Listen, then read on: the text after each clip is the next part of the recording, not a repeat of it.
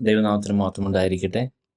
വീണ്ടും ഒരുമിച്ച് ദൈവത്തിൻ്റെ സന്നിധിയിൽ കൂടി വരുവാൻ ദൈവം നൽകിയ കൃപയ്ക്കായി ദൈവത്തെ സ്തുതിക്കുന്നു.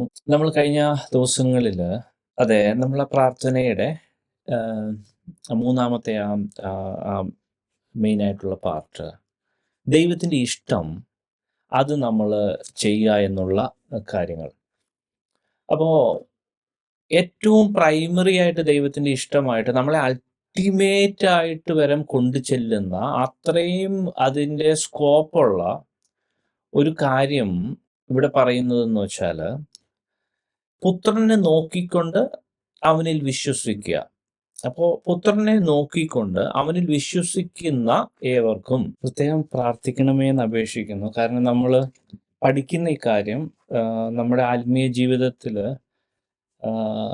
ഏറ്റവും ഇഷ്ടമുള്ളതും ഏറ്റവും ഇമ്പോർട്ടൻ്റ് ആയതും സാത്താൻ വളരെയധികം എതിർക്കുന്ന, അതായത് ഞാൻ ഈ ദിവസങ്ങളിലൊക്കെ അതിഭയങ്കരമായ പോരാട്ടം ഈ ഒരു ടോപ്പിക്ക് മുഖേന ഞാൻ ഫേസ് ചെയ്യുന്നത്. ഇതിൻ്റെ ഒരു പ്രത്യേകിച്ച് ഇന്നത്തെ ബൈബിൾ സ്റ്റഡിക്ക് എതിരായിട്ട് ഭയങ്കര പോരാട്ടം, സ്പിരിച്വലായിട്ട് ഡയറക്റ്റ് ആയിട്ടുള്ള അറ്റാക്ക് ഞാൻ ഓവർകം ചെയ്ത് വരുവാണ്. അതുകൊണ്ട് വളരെ പ്രാർത്ഥനയോടുകൂടെ ഇരിക്കണമെന്ന് ഞാൻ എല്ലാവരും ഓർപ്പിക്കുന്നു.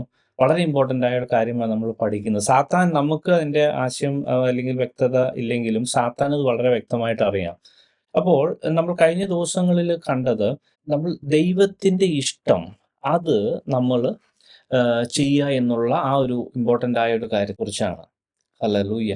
അപ്പോൾ കഴിഞ്ഞ ആഴ്ചക്കാലം നമ്മൾ പഠിച്ചു നിർത്തിയത് ആ പുത്രനെ നോക്കുക, അവനെ വിശ്വസിക്കുക, ആ 2 പോയിന്റിന്റെ ആക്ച്വൽ ആയിട്ടുള്ള നമ്മൾ ഡീറ്റെയിൽഡ് ആയിട്ടുള്ള ആ ഒരു അണ്ടർസ്റ്റാൻഡിങ്, അതിനെക്കുറിച്ചാണ് നമ്മൾ കഴിഞ്ഞ ആഴ്ചക്കാലം നമ്മൾ അധികമായി പഠിച്ചു വന്നത്.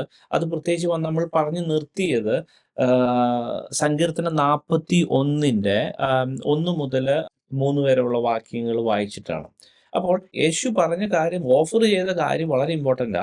അതായത് നിത്യജീവൻ അഷ്വേർഡ് ആയിട്ടുള്ള, ഒടുക്കത്തെ നാളിൽ ഉയർപ്പ് എന്നുള്ള കാര്യം അഷ്വേർഡ് ആയിട്ടുള്ള കാര്യമാണ്. അതായത് നോക്കേണ്ടവണ്ണം നോക്കുകയും വിശ്വസിക്കേണ്ടവണ്ണം വിശ്വസിക്കുകയും ചെയ്ത ഈ 2 കാര്യം യേശു തന്നെ ഓഫർ ചെയ്ത കാര്യമാണ്. ബൈബിളിൽ എഴുതിയിരിക്കുന്ന ഉറപ്പുള്ള കാര്യമാണ്.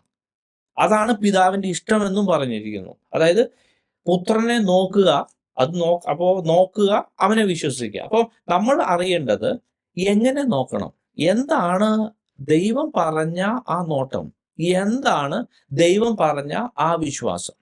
അപ്പോൾ ഈ 2 കാര്യങ്ങൾ നമ്മൾ യഥാർത്ഥമായി നമ്മുടെ ജീവിതത്തിലായാൽ, yes, we are done. Hallelujah. നമുക്ക് ഹല്ലേലൂയ, ഉയർപ്പ്, നിത്യജീവൻ ഉറപ്പാണ്. അപ്പൊ അതാണ് നമ്മൾ പഠിക്കുന്നത്, അതാണ് തടസ്സങ്ങളുടെ ഒരു കാരണം. ഹല്ലേലൂയ. അപ്പോ നമ്മൾ ഇനി നമ്മുടെ കാര്യത്തിലോട്ട് വളരെ പെട്ടെന്ന് കിടക്കാം. പല കാര്യങ്ങൾ നമ്മൾ പഠിക്കാനുണ്ട്. നമ്മൾ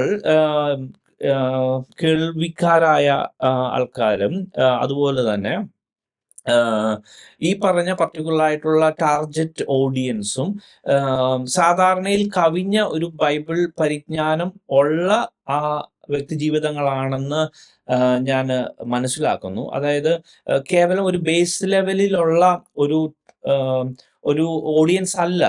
ദേ ആർ മീൻസ് നോട്ട്, അതായത് ഇത് ഡൈജസ്റ്റ് ചെയ്യുവാൻ വേണ്ടി യഥാർത്ഥമായ ദൈവത്തിന്റെ കൃപയോടുകൂടെ തന്നെ ഇരിക്കണമേ എന്ന് അത് ഞാൻ പ്രാർത്ഥിക്കുന്നു. അപ്പോൾ ഞാൻ പറഞ്ഞു വന്നതെന്ന് വെച്ചാൽ, അറിയാവുന്ന വാക്യങ്ങളെ ഞാൻ ആ വാക്യം എടുത്തു വായിക്കാൻ ഞാൻ ശ്രമിക്കത്തില്ല. കാരണം അതിനുള്ള സമയമില്ല. അത് നമുക്ക് അറിയാവുന്ന ജസ്റ്റ് ഓർമ്മപ്പെടുത്തൽ ഈസ് മോർ ദാൻ ഇനഫ്. അത് അപ്പോൾ നമുക്ക് പെട്ടെന്ന് മനസ്സിലാവും. അപ്പോൾ നമുക്ക് പെട്ടെന്ന് തന്നെ ഇതിന്റെ കാര്യത്തിലോട്ട് കിടക്കാം. ഹല്ലേലൂയ. അപ്പോൾ അതിനുവേണ്ടി 41 1 മുതൽ 3 വരെയുള്ള വാക്യങ്ങൾ നമുക്കൊന്ന് വായിക്കാം.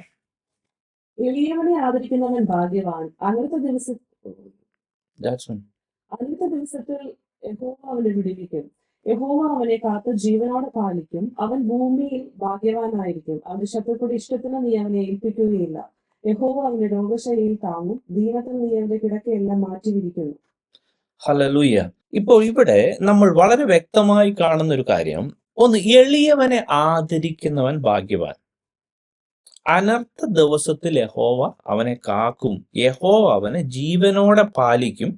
അവൻ ഭൂമിയിൽ ഭാഗ്യവാനായിരിക്കും. അവന്റെ ശത്രുക്കളുടെ ഇഷ്ടത്തിന് നീ അവനെ ഏൽപ്പിക്കില്ല. യഹോവ അവന്റെ രോഗശൈലിയിൽ താങ്ങും. ദീനത്തിൽ നീ അവന്റെ കിടക്കയെല്ലാം മാറ്റിയിരിക്കുന്നു. അപ്പൊ നമ്മൾ കഴിഞ്ഞ ആഴ്ചക്കാലം കണ്ടത് ഈ സ്റ്റേറ്റ്മെന്റ് കഴിഞ്ഞതിന് ശേഷമാണ് ആക്ച്വലി ദാവീദ് അവന്റെ അസുഖത്തിന് വേണ്ടി പ്രാർത്ഥിച്ചു തുടങ്ങുന്നത്.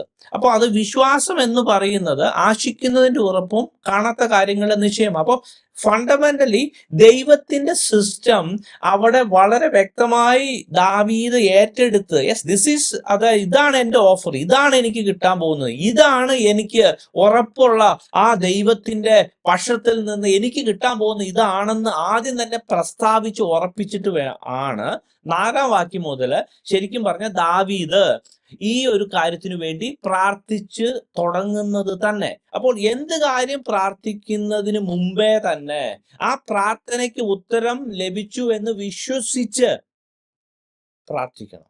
ഹല്ലേലൂയ. അതിനകത്തൊരു ശകലം പോലും ആ വിശ്വാസത്തിന് ഒരു ഉറപ്പില്ലാത്ത വ്യക്തി അല്ലെങ്കിൽ ഒരു കാറ്റടിച്ച് അലയുന്ന ആ ഒരു അവസ്ഥയിലാണ്. ഹല്ലേലൂയ. അപ്പോ അങ്ങനെ ഉണ്ടാവാതിരിക്കാൻ ആദ്യം നമ്മുടെ വിശ്വാസത്തിന്റെ കാര്യത്തിന്റെ ആ ഒരു കാര്യങ്ങള് വളരെ കറക്റ്റായിട്ട് തന്നെ അത് ഡിഫൈൻ ചെയ്ത് ഫിക്സ് ആക്കി അത് വെച്ചിരിക്കണം. ഹല്ലേലൂയ. അപ്പൊ യേശുവിനെ വിശ്വസിക്കുക എന്ന് പറഞ്ഞാൽ ഒരു ഡൗട്ടും ഇല്ലാത്ത വിശ്വാസമാണ്. അപ്പൊ ഞാൻ കഴിഞ്ഞ ദിവസം സൂചിപ്പിച്ചായിരുന്നു, അതിന് തടസ്സമായി നിൽക്കുന്ന അവിശ്വാസമാണ്. അവിശ്വാസം എന്ന ദുർനിക്ഷേപത്തെ നമ്മളിൽ നിന്ന് മാറ്റിയാൽ മാത്രമേ ആ വിശ്വാസം യഥാർത്ഥമായി നമ്മൾക്ക് ഏറ്റെടുക്കുവാൻ കഴിയത്തുള്ളൂ. അപ്പൊ അവിശ്വാസമാകുന്ന ദുർനിക്ഷേപത്തെ നമ്മളിൽ നിന്നും മാറ്റി വിശ്വാസമാകുന്ന കൃപയ്ക്ക് വേണ്ടി നമ്മൾ പ്രാർത്ഥിക്കുമ്പോൾ യഥാർത്ഥമായ വിശ്വാസം നമ്മളിൽ വന്ന് ആ വിശ്വാസത്തിനെ ബേസ് ചെയ്തിട്ടാണ് നമ്മുടെ പ്രാർത്ഥന തുടങ്ങുന്നത്. ഹല്ലേലൂയ. ആമേൻ. ഹല്ലേലൂയ. ഇനി ഈ കാര്യത്തിന്റെ കുറച്ചുകൂടെ വ്യക്തത നമുക്ക് വരുത്താനുണ്ട്. അതിനുവേണ്ടി നമുക്ക് ദാനിയേലിന്റെ പുസ്തകം 9-ാം അധ്യായം 1 മുതലുള്ള വാക്യങ്ങൾ വായിക്കും. ദാനിയേലിന്റെ പുസ്തകം 9-ാം അധ്യായം 1 മുതലുള്ള വാക്യങ്ങൾ. കൽദയ രാജ്യത്തിന് രാജാവായി തീർന്നവനും മേദ്യ സന്തതിയിലുള്ള അഹശ്വേരോശിന്റെ മകനുമായ ദാര്യാവേശിന്റെ 1-ാം ആണ്ടിൽ, അവന്റെ വാഴ്ചയുടെ 1-ാം ആണ്ടിൽ തന്നെ ദാനിയേൽ എന്ന ഞാൻ യെരൂശലേമിന്റെ ശൂന്യാവസ്ഥ 70 സംവത്സരം കൊണ്ട് തീരും എന്നിങ്ങനെ യഹോവയുടെ അരുളപ്പാട് യിരെമ്യാ പ്രവാചകൻ ഉണ്ടായ പ്രകാരം ഒരു കാലസംഖ്യ പുസ്തകങ്ങളിൽ നിന്ന് ഗ്രഹിച്ചു. അപ്പോൾ ഞാൻ ഉപവസിച്ചും രട്ടുടുത്തും വെണ്ണീരിൽ ഇരുന്നും കൊണ്ട് പ്രാർത്ഥനയോടും യാചനകളോടും കൂടി അപേക്ഷിക്കേണ്ടതിന് ദൈവമായ കർത്താവിലേക്ക് മുഖം തിരിച്ചു. ആമേൻ. മതി. ഹല്ലേലൂയ. യേശുവിന്റെ നാമത്തിൽ. ഇവിടെ ദാനിയേലിന്റെ പുസ്തകത്തില് 3-ാം വാക്യത്തിൽ ഇങ്ങനെയാണ് വായിച്ച് നമ്മൾ നിർത്തിയത്. അപ്പോൾ ഞാൻ ഉപവസിച്ചും രട്ടുടുത്തും വെണ്ണീറിയിൽ ഇരുന്നും കൊണ്ട് പ്രാർത്ഥനയോടും യാചനകളോടും കൂടെ അപേക്ഷിക്കേണ്ടതിന് ദൈവമായ കർത്താവിങ്കിലേക്ക് മുഖം തിരിച്ചു. അതായത് ദൈവത്തിലോട്ട് നോക്കി. ഇപ്പോൾ മനസ്സിലായോ? അതായത് ദൈവം എന്താണ് നമ്മളെ കുറിച്ച് ആഗ്രഹിക്കുന്നത്? പുത്രനെ നോക്കിക്കൊണ്ട് അവനിൽ വിശ്വസിക്കുക. അപ്പൊ ഞാൻ കഴിഞ്ഞ ആഴ്ചക്കാലം പറഞ്ഞായിരുന്നു, ഞാൻ ചിലപ്പോൾ ആദ്യം വിശ്വാസത്തിന്റെ കാര്യം പറയുമായിരിക്കും, അതിനുശേഷമായിരിക്കും നോക്കുന്ന കാര്യം പറയുക. അപ്പോൾ ഈ രണ്ട് കൺസെപ്റ്റും ഒന്ന് ശരിക്കെടുത്ത് ഇവിടെ വ്യക്തമായിട്ട്, അത് നമ്മൾ കുറച്ചു മുമ്പ് 41-ാം സങ്കീർത്തനത്തിൽ ആക്ച്വലി ദാവീദ് പ്രാർത്ഥിക്കുന്നത് ദൈവത്തെങ്കിലേക്ക് മുഖം തിരിച്ചാണ്, അവനിലോട്ട് നോക്കിയാണ്. ഇവിടെ വ്യക്തമായ ആ വാക്ക് തന്നെ എഴുതിയിട്ടുണ്ട്, മുഖം തിരിച്ചു അവന്റെ മുഖത്തോട്ട്. കാരണം ദാനിയേലിന് അറിയാം, ഹല്ലേലൂയ, ഇങ്ങനെ ഒരു സിസ്റ്റം ഇവിടെ ഉണ്ട്. ഹല്ലേലൂയ. അത് വ്യക്തമായ. അപ്പൊ ഇവിടെ നമ്മൾ സൂക്ഷ്മമായിട്ട് ഓരോ കാര്യങ്ങൾ നമ്മൾ മനസ്സിലാക്കേണ്ടതുണ്ട്. ദാനിയേലിന് എങ്ങനെയാണ് ഈ കാലസംഖ്യ മനസ്സിലായത്? പ്രവാചക പുസ്തകം പഠിച്ചപ്പോൾ പ്രവാചക പുസ്തകത്തിൽ നിന്ന് ദാനിയേൽ ഇത് ഗ്രഹിച്ചു. ഓക്കെ, അപ്പൊ വചനത്തിൽ നിന്നാണ് നമുക്ക് ആവശ്യമാകുന്ന വചന മർമ്മങ്ങൾ അല്ലെങ്കിൽ ദൈവത്തിന്റെ പദ്ധതികളെ ചിലതൊക്കെ നമ്മൾ വെളിപ്പെടുന്നത്. ഹല്ലേലൂയ. അപ്പോ വചനം ആ ഒരു യഥാർത്ഥമായി നമ്മളോട് ക്രിയ ചെയ്യണമെങ്കിൽ വചനം നമ്മൾ പഠിക്കേണ്ടതും വചനം വായിക്കേണ്ടതും അതിൽ നിന്ന് ദൈവം എന്നോട് സംസാരിക്കണമേ എന്നുള്ള ആ ഒരു നേച്ചർ, ആ ഒരു റൊട്ടീൻ നമ്മൾ പ്രാക്ടീസ് ചെയ്തെടുക്കണം. അപ്പൊ അതിൽ നിന്നാണ് ഈ ദാനിയേലിന് ഇത് മനസ്സിലായത്. അപ്പൊ ഇത് നമ്മളെ പഠിപ്പിക്കുന്നത് എന്താ?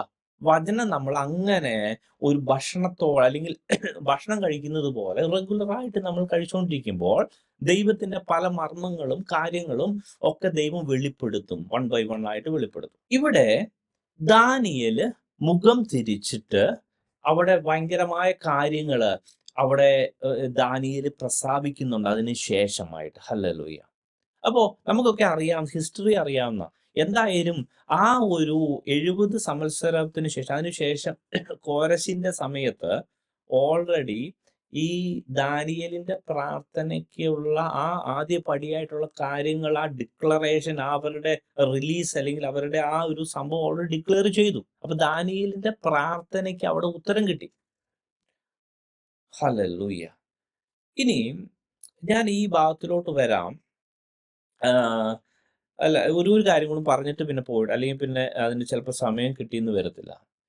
നമ്മളെപ്പോഴും ശ്രദ്ധിക്കേണ്ട കാര്യമാണ്, ഈ ദാനിയേലിന് ശരിക്കും പറഞ്ഞാൽ അങ്ങനെ മാനുഷികമായി നോക്കിയാൽ, അതായത് ഒരു ഭയങ്കര സാമ്രാജ്യത്തിന്റെ പ്രൈം മിനിസ്റ്റർ പോലെ അല്ലെങ്കിൽ ഏറ്റവും ടോപ്പ് അഡ്മിനിസ്ട്രേറ്റീവ് പോലെ ഒരാളാണ് ദാനിയേൽ. അപ്പോ അതായത് ഇപ്പോഴത്തെ ഒരു രാജ്യ സിസ്റ്റത്തിന്റെ ഇടപാടൊന്നും അല്ല. അതായത് ഈ സൈറസിന്റെ സമയത്ത് എത്യോപ്യ മുതൽ ഇവിടെ ഇന്ത്യ വരെ എങ്ങാണ്ട് കിടക്കുന്ന അതിഭയങ്കരമായ ഒരു ടെറിട്ടറിയുടെ ടോപ്പ് അഡ്മിനിസ്ട്രേറ്റർ ആണ് ദാവീദ്. മാത്രമല്ല പല സാമ്രാജ്യങ്ങൾ മാറി മാറി വന്നിട്ടും ദാനിയേലിനെ ആ പൊസിഷനിൽ നിന്ന് മാറ്റാൻ പറ്റത്തില്ല. അവന്റെ ഒരു രാജ്യത്തെ പിടിച്ചടക്കി വേറെ ശത്രുരാജ്യം വന്ന് അടിച്ചു മാറ്റിയാലും ഇയാളെ ആ പൊസിഷനിൽ നിന്ന് മാറ്റാൻ പറ്റുന്നില്ല. നമുക്കറിയാമല്ലോ, നമ്മുടെയൊക്കെ സാധാരണഗതിയിൽ ഓരോ ഗവൺമെന്റ് മാറി വരുമ്പോൾ ഗവർണറെ മാറ്റുക എന്നുള്ള കാര്യമാണ് ഏറ്റവും ആദ്യം ഓരോ സംസ്ഥാനങ്ങളും ചെയ്യുന്നത്. അപ്പോൾ അങ്ങനെ ഇരിക്കെ, കാര്യങ്ങളുടെ സ്ഥാനം അങ്ങനെ ആയിരിക്കെ, ഈ ദാനിയേലിനെ ആ പൊസിഷനിൽ നിന്ന് മാറ്റാൻ പറ്റാത്ത വണ്ണം ദാനിയേൽ അത്ര യുണീക്കായ അല്ലെങ്കിൽ അത്ര അതായത് ആ ഒരു പൊസിഷനിൽ, അപ്പോൾ ദാനിയേൽ കേവലം ദാനിയേലിന്റെ ആറ്റിറ്റ്യൂഡ്, ദാനിയേലിന്റെ ട്രസ്റ്റ് വർത്തിനെസ്, ആ കാര്യങ്ങളൊക്കെ വളരെ വളരെ യുണീക്ക്. അത് പഠിച്ചു കഴിഞ്ഞാൽ നമുക്ക് ഭയങ്കര അത്ഭുതം തോന്നും. ഹല്ലേലൂയ. അപ്പോൾ ഇന്ന് ഞാൻ പറയാൻ വന്നതല്ല, ദാനിയേൽ ഇവിടെ പ്രാർത്ഥിക്കുന്ന പ്രാർത്ഥനയുടെ ചില വാക്യങ്ങൾ നമ്മൾ ജസ്റ്റ് ഒന്ന് ശ്രദ്ധിക്കേണ്ടതുണ്ട്. 4 വാക്യം മുതൽ ഒന്ന് വായിച്ചു. 4, 5 വാക്യം ഒത്തിരി ഉണ്ട്. അത് മൊത്തം നിങ്ങൾ വീട്ടിൽ പോയി വായിച്ചാൽ നല്ലതായിരിക്കും. പക്ഷെ നമുക്ക് ജസ്റ്റ് അതിന്റെ എസൻസ് മാത്രം പറഞ്ഞിട്ട് ഞാൻ പോകാൻ ആഗ്രഹിക്കുന്നു. എന്റെ ദൈവമായ യഹോവയോട് ഞാൻ പ്രാർത്ഥിച്ച് ഏറ്റുപറഞ്ഞത് എന്തെന്നാൽ, തന്നെ സ്നേഹിക്കുന്നവർക്കും തന്റെ കൽപ്പനകളെ പ്രമാണിക്കുന്നവർക്കും നിയമവും ദയയും പരിപാലിക്കുന്നവനായി മഹാനും ഭയങ്കരനുമായ ദൈവമായ കർത്താവേ, ഞങ്ങൾ പാപം ചെയ്തു വികടമായി നടന്നു, ദുഷ്ടത പ്രവർത്തിച്ചു, ഞങ്ങൾ മത്സരിച്ചു നിന്റെ കൽപ്പനകളും വിധികളും വിട്ടുമാറിയിരിക്കുന്നു. ഞങ്ങളുടെ രാജാക്കന്മാരോടും പ്രഭുക്കന്മാരോടും പിതാക്കന്മാരോടും ദേശത്തിലെ സകല ജനത്തോടും നിന്റെ നാമത്തിൽ സംസാരിച്ച നിന്റെ ദാസന്മാരായ പ്രവാചകന്മാരുടെ വാക്ക് ഞങ്ങൾ കേട്ടനുസരിച്ചതുമില്ല. കർത്താവെ, നിന്റെ മതി. ഇവിടെ ദാനിയേലിന്റെ ലെങ്തി പ്രാർത്ഥനയാണ്. ആ അധ്യായം മൊത്തം തന്നെ പ്രാർത്ഥനയുടെ കാര്യങ്ങളാണ് പറയുന്നത്. പക്ഷേ ഇവിടെ ദാനിയേല് ആ പ്രാർത്ഥിക്കുന്ന രീതി നമ്മൾ ശ്രദ്ധിക്കേണ്ടതുണ്ട്. കാരണം ദാനിയേൽ ഇവിടെ വളരെ ആത്മാർത്ഥമായിട്ട് എൻ്റെ ഇസ്രായേലിന്റെ പാപം ഏറ്റുപറഞ്ഞുള്ളൊരു പ്രാർത്ഥനയാണ് ദാനിയേൽ പ്രാർത്ഥിക്കുന്നത്. ഹല്ലേലൂയ. ഹല്ലേലൂയ. ശ്രദ്ധിക്കേണ്ട കാര്യം വളരെ ഇമ്പോർട്ടൻ്റ് ആയ ഒരു കാര്യമാണ്. അതായത് ഞങ്ങൾ പാപം ചെയ്തു എന്ന് പറഞ്ഞിട്ടാണ് ദാനിയേൽ പ്രാർത്ഥിക്കുന്നത്. ഹല്ലേലൂയ. പ്രാർത്ഥന കേൾക്കുന്നതിന്റെ ഏറ്റവും മർമ്മപ്രധാനമായ കാര്യം എന്താണെന്ന് വെച്ചാൽ, ആ യഥാർത്ഥമായ ശുദ്ധീകരണം, അല്ലെങ്കിൽ വേറൊരു കാര്യം പറയുവാണെങ്കിൽ, ആ നെഹമ്യാവിന്റെ ആ മതിൽ പണിയായിട്ട് ബന്ധപ്പെട്ട് നെഹമ്യാവ് ആ യെരൂശലേമിന്റെ മതിൽ ഇടിഞ്ഞു കിടക്കുന്ന ആ കാര്യങ്ങൾ കേട്ടപ്പോൾ നെഹമ്യാവും ഇതേപോലെ തന്നെ ഉപവസിച്ച് കുറച്ച് നാളുകൾ പ്രാർത്ഥിച്ചായിരുന്നു. അവിടെ നെഹമ്യാവിന്റെ കാര്യമാണെങ്കിലും യഥാർത്ഥമായി അതിന്റെ സിസ്റ്റം ഞങ്ങൾ പാപം ചെയ്തു. പ്രിയ ദൈവമക്കളെ, നമ്മുടെ പ്രാർത്ഥന ദൈവം കേൾക്കണമെങ്കിൽ ഏറ്റവും ഫണ്ടമെന്റലായിട്ടുള്ള ഈ കാര്യം, യഥാർത്ഥമായ പാപക്ഷമ, അതൊരു ഒരു ഗ്രൂപ്പിൻ്റെയാണ്, ഒരു കുടുംബത്തിൻ്റെ ആണെങ്കിൽ, ഒരു വ്യക്തിയുടെ ആണെങ്കിൽ, നമ്മൾ ഏതെങ്കിലും ഒരു വ്യക്തിക്ക് വേണ്ടി രോഗസൗഖ്യത്തിനോ അല്ലെങ്കിൽ കാര്യത്തിനോ വേണ്ടി പ്രാർത്ഥിക്കുകയാണെങ്കിൽ, നമ്മൾ ശരിക്കും പറഞ്ഞാൽ ആ കാര്യങ്ങളെ കുറിച്ച് അപഗ്രഥിച്ച് അല്ലെങ്കിൽ ആ കാര്യങ്ങൾ പ്രാർത്ഥിച്ച് തുടങ്ങുമ്പോൾ തന്നെ ഏറ്റവും പാപക്ഷമയുടെ കാര്യം, യഥാർത്ഥമായ ഏറ്റുപറച്ചിൽ, അതാണ് ഏറ്റവും ഇമ്പോർട്ടൻ്റ് ആയി നമ്മൾ പ്രാർത്ഥിച്ച് തുടങ്ങേണ്ടത്. നമ്മൾ ഈ പ്രാർത്ഥനകളൊക്കെ കേട്ടാൽ വായിച്ചാൽ നമുക്ക് ആ ഒരു കാര്യം മനസ്സിലാവും. ഈ 41-ാം അധ്യായത്തിൽ നമ്മൾ സങ്കീർത്തനങ്ങൾ വായിച്ചില്ലേ? അവിടെ തന്നെ ദാവീദ് തുടങ്ങുന്നത് തന്നെ അങ്ങനെയാ. പ്രാർത്ഥനയുടെ കേസ്, എൻ്റെ പാപം നിമിത്തം. ആ വാക്യം ഒന്ന് വായിക്കാമോ? 41-4. യഹോവേ, എന്നോട് കൃപ തോന്നി എന്നെ സൗഖ്യമാക്കണമേ, നിന്നോടല്ലോ ഞാൻ പാപം ആ, ചെയ്തു. യെസ്. മതി, മതി. അപ്പോൾ ഈ പ്രാർത്ഥനകളൊക്കെ ദാവീദിന്റെ പ്രാർത്ഥനയെ ശ്രദ്ധിച്ചോ, നെഹമ്യാവിന്റെ പ്രാർത്ഥനയെ ശ്രദ്ധിച്ചോ, ദാനിയേലിന്റെ പ്രാർത്ഥനയെ ശ്രദ്ധിച്ചോ. ആ പാപം മൊത്തം ഇപ്പം നമ്മുടെ ഈ this is our life actually.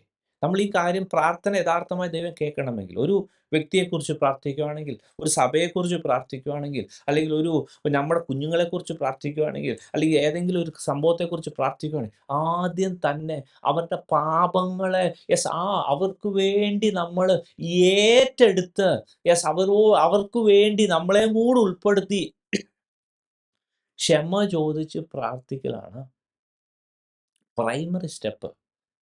Hallelujah, hallelujah.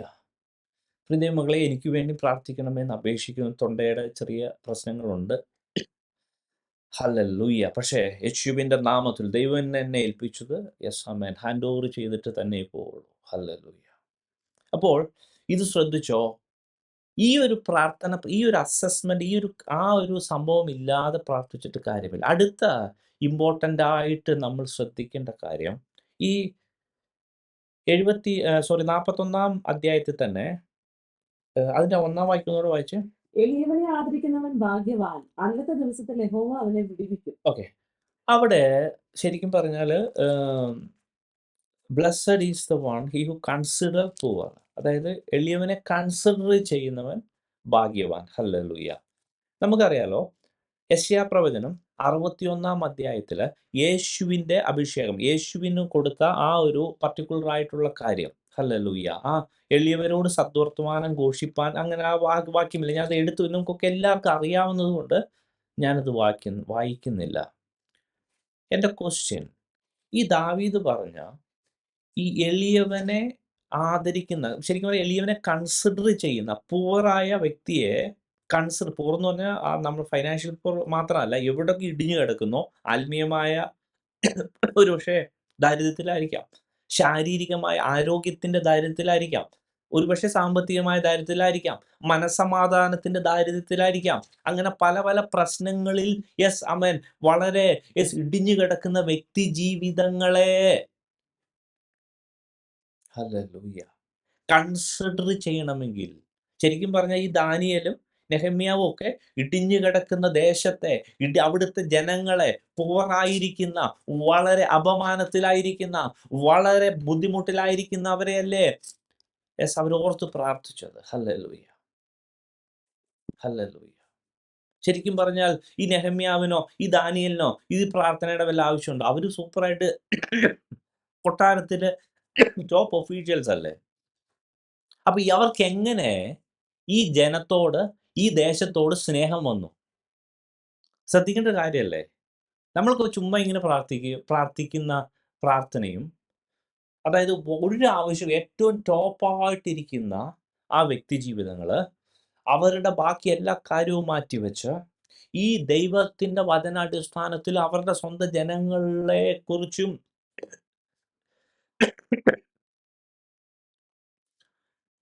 യഥാർത്ഥമായി പെയിനോടുകൂടെ, പെയിൻ എടുത്ത് ഉപവസിച്ച് രട്ടെടുത്ത് പ്രാർത്ഥിക്കുന്ന പ്രാർത്ഥനയ്ക്ക് കാരണം എന്താ? നമുക്കറിയാം, യെശയ്യാ 61 യേശുവിനെ കുറിച്ചിട്ടുള്ള പ്രവചനമാണ്. എളിയവരോട് സദ്വർത്തമാനം ഘോഷിപ്പാൻ, അത് നമ്മൾ പുതിയ നിയമത്തിൽ യേശു തന്നെ അത് പറയുകയും ചെയ്യുന്നു, എന്നെ കുറിച്ചാണ്. ഇവിടെ ദാവീദ് എന്താ പറഞ്ഞേ? എളിയവനെ ആദരിക്കുന്ന മനുഷ്യൻ ഭാഗ്യവാൻ. എൻ്റെ ക്വസ്റ്റ്യൻ ഏതാ? ഈ ദാനിയേലിനെ പോലെ ഇങ്ങനെ കൺസിഡർ ചെയ്യാൻ, നെഹമ്യാവിനെ പോലെ ഇങ്ങനെ കൺസിഡർ ചെയ്യാൻ, ദാവീദിനെ പോലെ ഇങ്ങനെ കൺസിഡർ ചെയ്യാൻ ആർക്ക് പറ്റും? അതായത് ആർക്ക് പറ്റും? ഹല്ലേലൂയ. സാധാരണഗതിയിൽ മനുഷ്യന് പറ്റാതെ, ഇറ്റ്സ് നോട്ട് ദാറ്റ് ഈസി. അല്ല, നമുക്കിപ്പോൾ ഏതെങ്കിലും ഒരു സൗഖ്യത്തിന് വേണ്ടി മെനക്കെട്ട് ആരെങ്കിലും 10 പേർക്ക് ഓർത്ത് പ്രാർത്ഥിക്കാൻ പറ്റുമായിരിക്കും. പക്ഷെ അത് ഉള്ളിൽ നിന്നൊന്നും വരുന്നതല്ല. That is not the way actually. അപ്പോൾ അതിൻ്റെ മെയിൻ ആയിട്ടുള്ള ഇമ്പോർട്ടൻ്റ് ആയ കാര്യത്തിന് വേണ്ടി അതിൻ്റെ എന്താ മനസ്സിലാക്കേണ്ടതെന്ന് വെച്ചാൽ, യെശയ്യാ പ്രവചനം 50-ാം അധ്യായം 4-ാം വാക്യം വായിച്ചാട്ടെ. യെശയ്യാവിൻ്റെ 50-ാം അധ്യായം 4-ാം വാക്യം. തളർന്നിരിക്കുന്നവനെ വാക്കുകൊണ്ട് താങ്ങുവാൻ അറിയേണ്ടതിന് യഹോവയായ കർത്താവ് എനിക്ക് ശിഷ്യന്മാരുടെ നാവ് തന്നിരിക്കുന്നു. ആമേൻ, ഹല്ലേലൂയ. ആർക്ക് പറ്റും? തളർന്നിരിക്കുന്നവനെ. ഓ യെസ്, വാക്കുകൊണ്ട് താങ്ങുവാൻ തളർന്നിരിക്കുന്നവനെ ആവശ്യസമൻ. ഓ യെസ്, യഥാർത്ഥമായി യെസ്, ഹല്ലേലൂയ, ആശ്വസിപ്പിക്കാൻ ആർക്ക് പറ്റും? ശിഷ്യന് പറ്റും, യേശുവിന് പറ്റും. യേശുവിന് പറ്റിയ ആ കാര്യമാണ് യെശയ്യാവ് 61 നമ്മൾ വായിച്ചതെങ്കിൽ യെശയ്യാവ് 50-4 വായിക്കുന്നു. യെസ്, പ്രിയ ദൈവജനമേ, യഥാർത്ഥമായ ഒരു ശിഷ്യനാണെങ്കിൽ മാത്രമേ നമുക്ക് തളർന്നിരിക്കുന്നവരെ യഥാർത്ഥമായി അപ്ലിഫ്റ്റ് ചെയ്യാൻ പറ്റുള്ളൂ. അടുത്ത വാക്യോട് വായിച്ച, തളർന്നിരിക്കുന്നവരെ വാക്കുകൊണ്ട് താങ്ങുവാൻ അറിയേണ്ടതിന് യഹോവയായ കർത്താവ് എനിക്ക് ശിഷ്യന്മാരുടെ നാവ് തന്നിരിക്കുന്നു. അവൻ രാവിലെ തോറും ഉണർത്തുന്നു, ശിഷ്യന്മാരെ പോലെ കേൾക്കേണ്ടതിന് അവൻ എന്റെ ചെവി ഉണർത്തുന്നു. ഹല്ലേലൂയ. ഓ, ശിഷ്യന്മാരാണെങ്കിൽ കേൾക്കണമെങ്കിൽ രാവിലെ ദൈവത്തിന്റെ സന്നിധി ചെല്ലണം. ഹല്ലേലൂയ.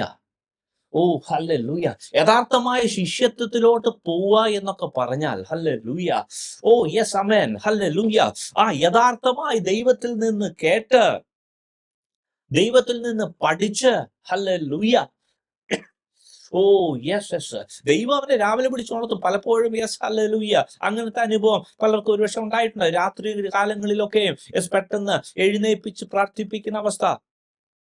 പ്രിയ ദൈവജനമേ, ശിഷ്യത്വത്തിലോട്ടുള്ള പരിപാടിയിലാണ് ദൈവം. അത് നിങ്ങളെ അത് അങ്ങനെ പണിയുക, ഇഗ്നോർ ചെയ്ത് കളയല്ലേ. ഹല്ലേലൂയ. യെസ്, ഇവിടെ വളരെ വ്യക്തമായിട്ട് എഴുതിയിരിക്കുന്നുണ്ട്. ഹല്ലേലൂയ. താഴ്ചയെ കിടക്കുന്ന, ഇടിഞ്ഞു കിടക്കുന്ന വ്യക്തി ജീവിതങ്ങളെ ആശ്വസിപ്പിക്കണമെങ്കിൽ, അവരുടെ പ്രോബ്ലം സോൾവ് ചെയ്യണമെങ്കിൽ, ഹല്ലേലൂയ, നീ ഒരു ശിഷ്യനായിരിക്കണം. പുതിയ നിയമത്തിൽ യേശു ഇക്കാര്യം പറയുന്നുണ്ട്.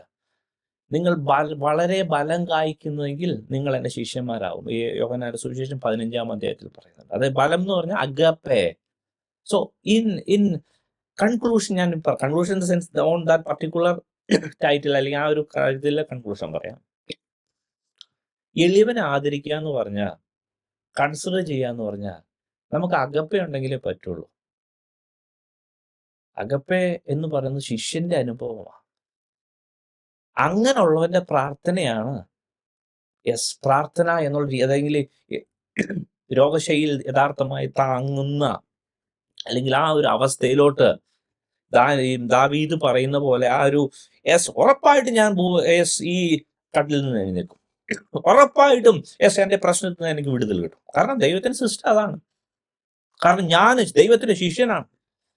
യെസ്, അവന്റെ ആത്മാവെന്റെ മേലുണ്ട്, അവന്റെ യെസ് അഗപ്പ എന്റെ മേലുണ്ട്, ദൈവസ്നേഹം എന്റെ മേലുണ്ട്. ഞാൻ മറ്റുള്ളവർക്ക് വേണ്ടി യെസ് എനിക്കെന്ന് പോലെ യെസ് ഞാൻ രട്ടിലും വെണ്ണീറിലും ഇരുന്ന് പ്രാർത്ഥിക്കുന്നതാ. ഹല്ലേലൂയ. യെസ്, യഥാർത്ഥമായ സ്നേഹത്തിൽ ഹല്ലേലൂയ പ്രാർത്ഥിക്കേണ്ടത്. അപ്പോ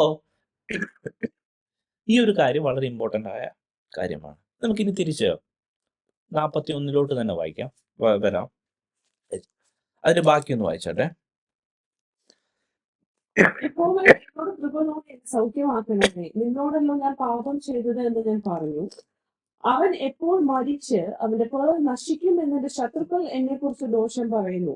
ഒരുത്തൻ എന്നെ കാണുവാൻ വന്നാൽ അവൻ കപടവാക്ക് പറയുന്നു. അവന്റെ ഹൃദയം നീതികേട് സംഗ്രഹിക്കുന്നു. അവൻ പുറത്തുപോയി അത് പ്രസ്താവിക്കുന്നു. എന്നെ പകയ്ക്കുന്നവരൊക്കെയും എനിക്ക് വിരോധമായി തമ്മിൽ മന്ത്രിക്കുന്നു. അവർ എനിക്ക് ദോഷം ചിന്തിക്കുന്നു. ഒരു ദുർവ്യാധി അവനെ പിടിച്ചിരിക്കുന്നു, അവൻ കിടപ്പിലായി, ഇനി അവൻ എഴുന്നേൽക്കുകയില്ല എന്നവർ പറയുന്നു. ഓക്കെ, അടുത്ത വാങ്ങിക്കൊണ്ട് വെച്ചു. ഞാൻ വിശ്വസിച്ചവനും എന്റെ അപ്പം തിന്നവനുമായ എന്റെ പ്രാണസ്നേഹിതൻ പോലും എന്റെ നേരെ കുതികാൽ ഉയർത്തിയിരിക്കുന്നു. ഞാൻ അവർക്ക് പകരം ചെയ്യേണ്ടതിന് യഹോവേ കൃപ തോന്നി എന്നെ എഴുന്നേൽപ്പിക്കേണ്ടത്. ഹല്ലേലൂയ. ശ്രദ്ധിക്കണേ, ഞാൻ പറഞ്ഞായിരുന്നല്ലോ, ആദ്യത്തെ 3 വാക്യം വിശ്വാസത്തോടെ ദാവീദ് ദൈവത്തിന്റെ സന്നിധിയിൽ വെച്ചിട്ടാണ് ബാക്കി പ്രാർത്ഥനയിലൂടെ ശരിക്കും പറഞ്ഞാൽ കടക്കുന്നത്. യഥാർത്ഥമായി ദൈവത്തിന്റെ ദാവീദ് പാവമായിട്ട് പറയുന്നു. അതിനുശേഷം ദാവീദ് പ്രാർത്ഥിച്ച രീതിയും, ഇനിയും ദാവീദ് രോഗത്തിന്റെ സൗഖ്യത്തിന് വേണ്ടി പ്രാർത്ഥിക്കുന്നു, ദാവീദിന് വേണ്ടി തന്നെ പ്രാർത്ഥിക്കുന്നു. നെഹമ്യാവ് മതിൽ പണി, അതുമായി ബന്ധപ്പെട്ട കാര്യം, അതുമായി ബന്ധപ്പെട്ട് പ്രാർത്ഥിക്കുന്നു. ഇവിടെ ദാനിയേൽ പ്രാർത്ഥിക്കുന്നത് യഥാർത്ഥമായി ആ ഒരു പ്രവാസത്തിന്റെ എൻഡ് വന്നു, അല്ലെങ്കിൽ എൻഡ് വരുമെന്ന് പുസ്തകത്തിൽ എഴുതിയിട്ടുണ്ട്. അപ്പോൾ യഥാർത്ഥമായി എൻഡ് കിട്ടാൻ വേണ്ടി, അത് എക്സിക്യൂട്ട് ചെയ്യാൻ വേണ്ടി പ്രാർത്ഥിക്കുന്നു. ഈ പ്രാർത്ഥനയിലൊക്കെ പാപം ഏറ്റുപറയുന്ന കാര്യം നമ്മൾ പഠിച്ചു, പാപത്തിന്റെ ഒരു സംഭവം പഠിച്ചു. അടുത്ത നമ്മൾ ശ്രദ്ധിക്കേണ്ട കാര്യം, ഇവിടെ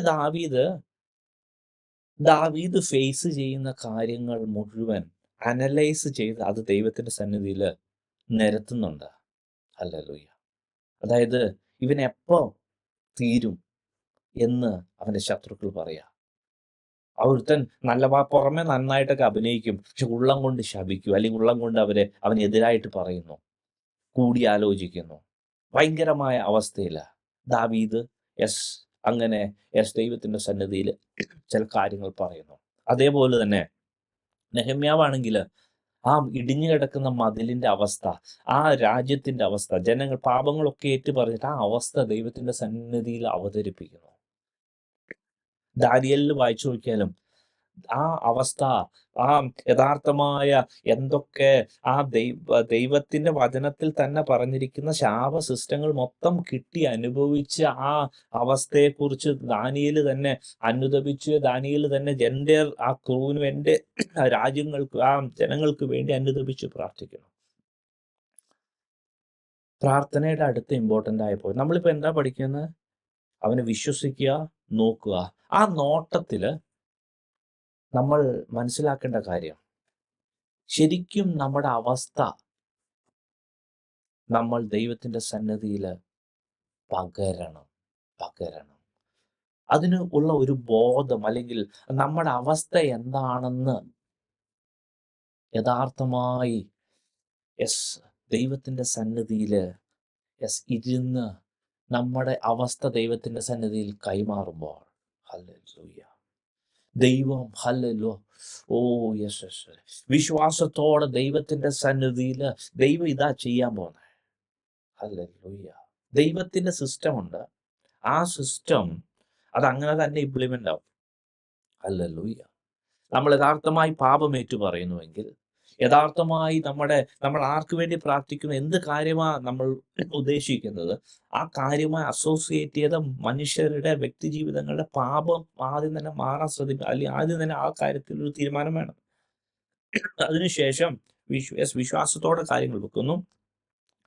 അതിനുശേഷം ചുമ്മാ വേഗമായിട്ട് പ്രാർത്ഥിക്കാതെ സ്പെസിഫിക് ആയിട്ട്, ദൈവം ഇതാണ് എൻ്റെ അവസ്ഥ, ഇതിൽ നിന്ന് എന്നെ വിടുവിച്ചേ പറ്റൂ, ഈ കാര്യങ്ങളിൽ നിന്ന് വിടുവിച്ചേ പറ്റൂ. ഹല്ലേലൂയ. പ്രിയ ദൈവമക്കളെ, ദൈവത്തിന്റെ സിസ്റ്റത്തിന് ഒരു കാര്യമുണ്ട്.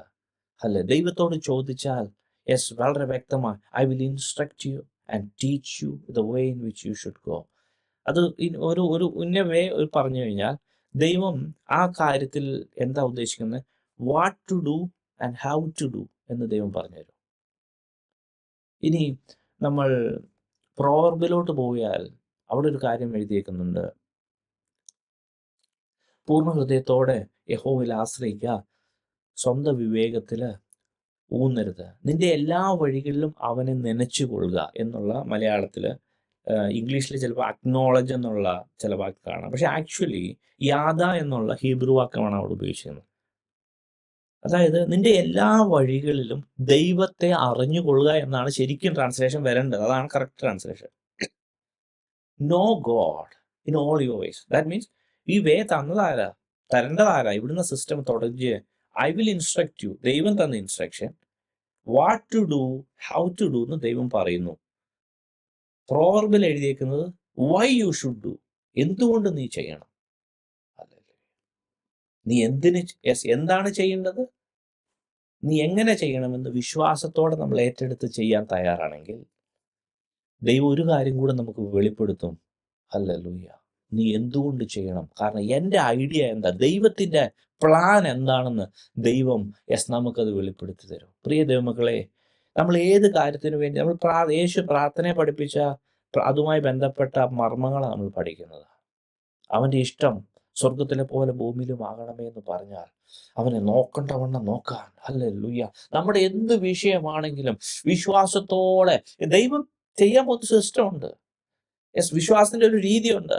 അത് നമ്മൾ ഏറ്റെടുത്ത് ഹല്ലേലൂയ ഇങ്ങനെ ദൈവത്തെ നോക്കണം, ആഴത്തിൽ നോക്കണം. ഹല്ലേലൂയ. അങ്ങനെ നോക്കുമ്പോൾ ദൈവം യഥാർത്ഥമായി വിടുതൽ നമുക്ക് നൽകി ഹല്ലേലൂയ നമ്മളെ ഏറ്റവും ഉന്നതിയിലോട്ട് നിത്യജീവനിലേക്ക് കൊണ്ടുപോകുമെന്നും അതേപോലെ നമ്മുടെ പ്രാർത്ഥന എഫക്റ്റ് ആവുമെന്നും അത് ആർക്ക് വേണ്ടി പ്രാർത്ഥിച്ചോ അവർക്ക് അത് വലിയ വിടുതലായി തീരുമെന്നും ഓർമ്മിച്ചുകൊണ്ട് ഞാൻ എൻ്റെ വാക്കിൽ നിന്ന് ഇരിക്കുന്നു. ദൈവം നമ്മളെ ഓരോരുത്തരെയും അനുഗ്രഹിക്കുമാറാകട്ടെ.